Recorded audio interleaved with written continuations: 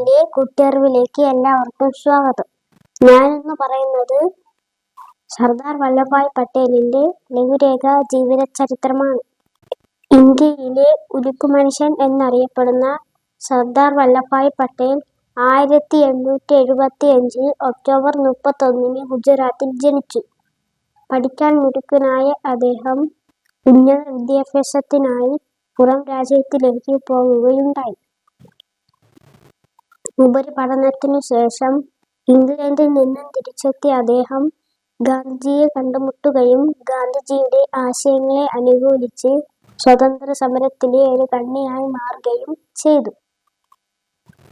ഗുജറാത്തിലെ ഹൈര സത്യാഗ്രഹത്തെ അദ്ദേഹം നയിച്ചു. ബർദോളിയിൽ നികുതി നിഷേധ സമരം നയിച്ചതിന്റെ പേരിൽ സർദാർ എന്ന സ്ഥാനം നൽകപ്പെട്ടു. ക്വിറ്റ് ഇന്ത്യ സമരത്തിലും ദണ്ഡിയാത്രയിലും അദ്ദേഹം പങ്കെടുത്തു.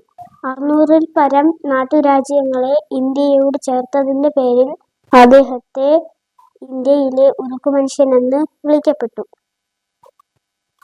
1950 ഡിസംബർ 15 അദ്ദേഹം അന്തരിച്ചു. സർദാർ വല്ലഭായ് പട്ടേലിന്റെ ലഘുരേഖ ജീവിത ചരിത്രം ഇവിടെ അവസാനിക്കുന്നു. മറ്റൊരു എപ്പിസോഡിൽ മറ്റൊരു ആരുടെ ജീവിത ചരിത്രവുമായി ഞാൻ വീണ്ടും എത്തുന്നതാണ്. Good bye.